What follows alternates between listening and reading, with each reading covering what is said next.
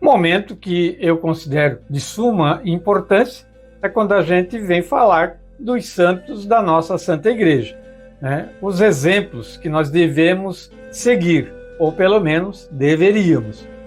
Os santos da nossa Santa Igreja Católica. Dia 5 de dezembro, foi segunda-feira, era dia de São Martinho de Dume, santo do século VI, oriundo da Panônia, atual Hungria. Dirigiu-se ainda jovem para o Oriente. Estudou o grego e outras ciências eclesiásticas, em que muito cedo se distinguiu, até ser classificado pelo eminente doutor Santo Isidoro como ilustre na fé e na ciência. No ano de 550, foi para a Península Ibérica, onde, com restos do gentilismo e bastante ignorância religiosa, se espalhara o arianismo, uma grande heresia, né, daquela época. Para acorrer a tantos males, não tardou Martinho em planejar e colocar em andamento seu vigoroso apostolado. São Martinho de Dume não esqueceu da importância e eficácia do apostolado da pena. Deixou assim várias obras sobre as virtudes monásticas, bem como matérias teológicas e canônicas, pelas quais foi depois reputado e celebrado como doutor. Faleceu a 20 de março de 579 e foi sepultado na Catedral de Dume. Mais tarde, em 1606, as suas relíquias foram depositadas na Sé de Braga. Muito bem, já na terça-feira, dia 6 de dezembro, dia de São Nicolau, santo do século IV. Ele vem, esse grande santo. São Nicolau, muito amado pelos cristãos, é alvo de inúmeras lendas. Filho de pais ricos, com profunda vida de oração, nasceu Nicolau no ano de 275 em Pátara, na Ásia Menor. Tornou-se sacerdote da diocese de Mira, onde, com amor, evangelizou os pagãos, mesmo naquele grande clima de perseguição que todos os católicos viviam.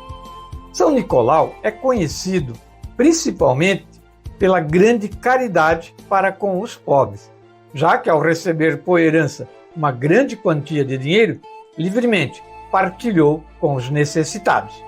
Daí que vem a lenda, né, do São Nicolau, né? São Nicolau ou Papai Noel. Nicolau foi torturado e condenado à morte, mas, felizmente, salvou-se.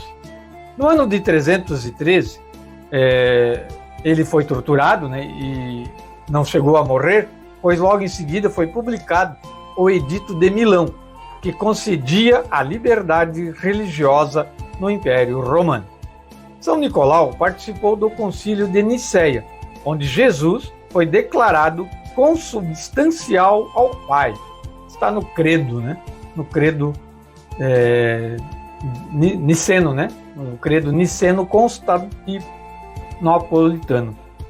Bom, Nicolau entrou no céu em 324, ao morrer em Mira, com fama de santidade e de instrumento de Deus, para que muitos milagres chegassem ao povo. Então esse foi São Nicolau. Na quarta-feira, dia 7 de dezembro, dia de Santo Ambrósio. Em toda a igreja, fazemos memória de Santo Ambrósio, bispo e doutor da igreja. De nobre e distinta família romana, nasceu provavelmente em 339, em Tréviros, onde seu pai exercia o cargo de prefeito das Gálias. Ambrósio, desde cedo, aprendeu a alimentar as virtudes cívicas e morais, ao ponto de ter sido governador da Emília, do Lácio e de Milão, antes de se tornar bispo. Ambrósio era governador de Milão. Com a morte do bispo, que era ariano, Ambrósio foi para a eleição do novo bispo, a fim de evitar grandes conflitos. Em meio à confusão, de repente, uma criança grita: Ambrósio, bispo. Grande orador que teve papel importante na conversão de Santo Agostinho. Deixou muitos escritos e morreu com 60 anos de idade no ano de 397. No dia 8 de dezembro, quinta-feira, uma data muito importante, é a data de Nossa Senhora da Imaculada Conceição. Esta verdade reconhecida pela Igreja de Cristo é muito antiga. Muitos padres e doutores da Igreja Oriental, ao exaltarem a grandeza de Maria, Mãe de Deus, usavam expressões como cheia de graça, lírio da inocência, mais pura do que os anjos. No ano de 1304, o Papa Bento XI reuniu na Universidade de Paris uma assembleia dos doutores mais eminentes em teologia, para terminar as questões de escola sobre a Imaculada Conceição da Virgem Maria. A Santíssima Virgem era destinada a ser mãe do seu filho. Isso é possível para a onipotência de Deus. Portanto, o Senhor de fato a preservou, antecipando-lhe os frutos da redenção de Cristo. Na sexta-feira, dia 9 de dezembro, dia de São Juan Diego Cahuatlatoatzin, índio, né? Sobrenome índio. Esse santo nasceu no México. Era um índio nativo da região, que antes de ser batizado, tinha o nome desse nome bem complicado, que eu falei antes ali, né?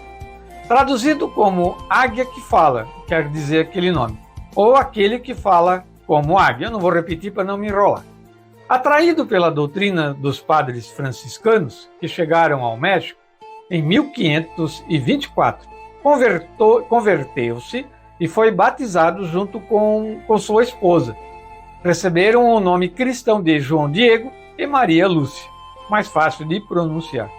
Durante uma de suas idas à igreja, no dia 9 de dezembro de 1531, por volta de 3h30, entre a vila e a montanha, ocorreu a primeira aparição de Nossa Senhora de Guadalupe, num lugar hoje chamado Capela do Cerrinho, onde a Virgem Maria o chamou em sua língua nativa, Nahuatl, dizendo: Joãozinho, João Dieguito, o mais humilde de meus filhos, meu filho caçula, meu queridinho. Assim, Nossa Senhora se dirigiu a ele, né?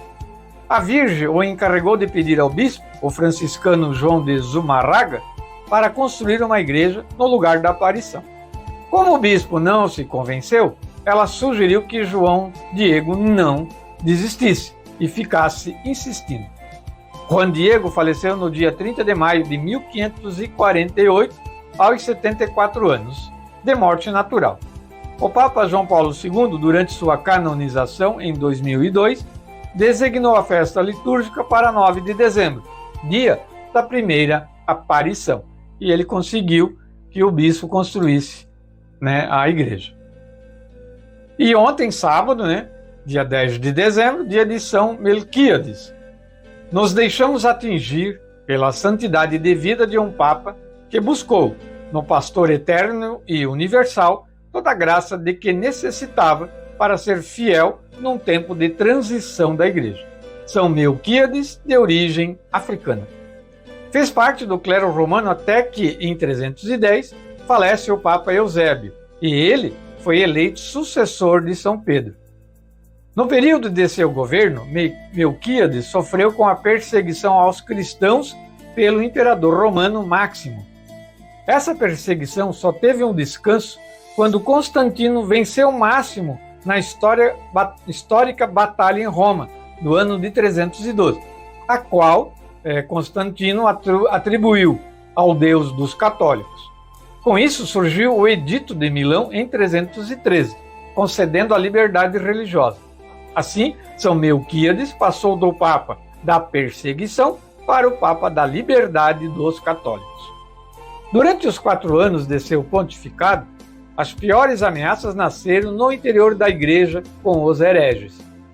São Melquíades foi grande defensor da fé, por isso combateu principalmente o donatismo, que contestava a legitimação da eleição dos ministros de Deus e fanaticamente se substituía a qualquer autoridade.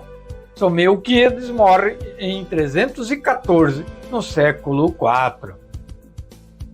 E hoje, domingo, a gente vai falar de um grande santo também, né, um grande papa também da nossa Santa Igreja Católica, São Dámaso. 11 de dezembro, domingo, dia de São Dámaso. Ele ocupou a sede de Roma de 366 a 384. Foi natural, ou pelo menos originário, da antiga Espanha, né? O livro pontifical, não muito posterior, dá-o como Hispanos, a Espanha, né? No tempo de seu pontificado, era bispo de Milão o grande Santo Ambrósio, e São Jerônimo punha sua formidável inteligência ao serviço da igreja. São Jerônimo é aquele que traduziu a igreja, né, para o latim vulgar. São Dámaso teve que enfrentar um cisma causado por um antipapa, isso no início já do seu pontificado. Infelizmente, esse não consistiu num único problema para Dámaso, já que teve de combater o arianismo, que negava a consubstancialidade de Cristo como o Pai. Sendo ele Papa, chegou a quase a extinguir-se a heresia ariana, quando ele era Papa, né? Quase destruiu, né? Quase terminou com essa grande heresia ariana. O Papa Dámaso esteve no segundo concílio ecumênico, onde aconteceu a definição dogmática sobre a divindade do Espírito Santo, também, né, nesse concílio. Foi ele quem encarregou, então, São Jerônimo, na tradução da Bíblia da língua original para o latim, língua oficial da igreja na época. Conhecido como o Papa das Catacumbas, São Dámaso foi responsável pela zelosa restauração das catacumbas dos mártires, né? Era na época das perseguições, onde eram rezadas as missas e onde os católicos se encontravam, né? Nas catacumbas, né? Nos cemitérios que eram feitos em cavernas. Papa mais notável do século IV e faleceu no ano de 384. Todos os santos da Santa Igreja triunfante, roguem por nós que somos pecadores. Encerramos então essa parte do programa neste domingo, que é o terceiro do Advento, com a música do Salmo da liturgia de hoje. Vinde, Senhor, para salvar o vosso povo. Em seguida, depois da música, a gente já entra aí no programa com o nosso Momento com Maria de hoje. Nos aguarde.